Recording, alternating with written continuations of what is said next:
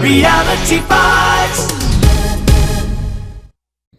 This week on Reality Bytes Tech Talk, we're going to discuss a topic that I've been researching a lot as of late, which is the effect of Wi-Fi and other radio signals on our body. Radio signals are a small part of the energy system known scientifically as electromagnetic radiation, or EMR for short. EMR encompasses all energy that is released by an electromagnetic process. What is interesting is that EMR is the science behind our voice communications, our radio, as well as our television, and also cellular phone, Wi-Fi signals, and satellite communications.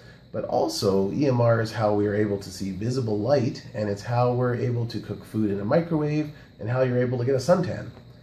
EMR is classified by wavelength. Think a wave in an ocean, or better still, the ripple in a pond when you toss a rock into the water. This same effect happens with EMR as it dissipates out from its source, and a wavelength is the physical measurement of that ripple. On the one end of the spectrum, you have radio signals, everything from FM radio to AM radio, cellular phone, Wi-Fi, satellite communications, and beyond. As we move up the spectrum, the wavelength gets shorter and shorter, and eventually we move out of the radio band altogether into infrared and then visible light, that is the light us humans can see with our eyes, and then beyond that into ultraviolet light, all the way into then X-rays, and finally gamma rays. All of these systems operate on the same scientific concept of electromagnetic radiation.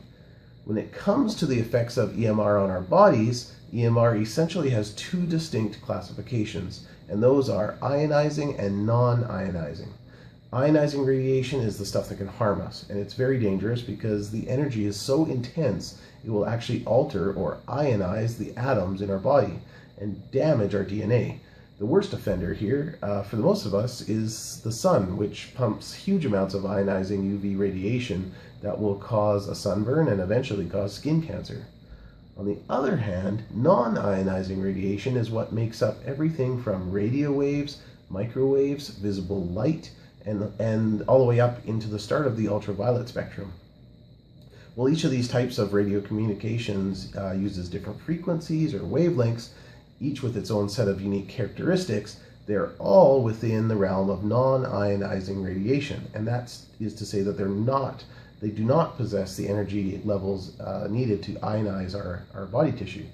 The most common side effect of non-ionizing radiation is heat, which subsequently is exactly how your microwave oven works. There have been many studies over the years of the effects of radio signals on our body.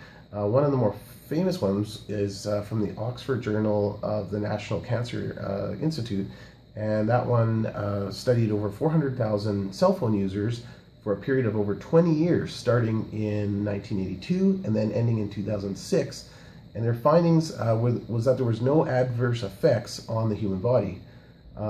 If you're interested in that study, I'm going to put links to that Oxford scientific journal in our blog post at realitybytes.ca/blog. Today's smartphones and Wi-Fi enabled devices have even much more efficient power usage, reducing the possibility of adverse effects on the human body. So in my opinion, based on all the scientific research I can find, there's no adverse effects from regular everyday frequencies of non-ionizing radiation on the human body.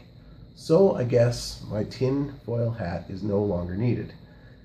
Thank you very much for listening to our Reality Bytes Tech Talk, and I hope you enjoy the new format. Thank you.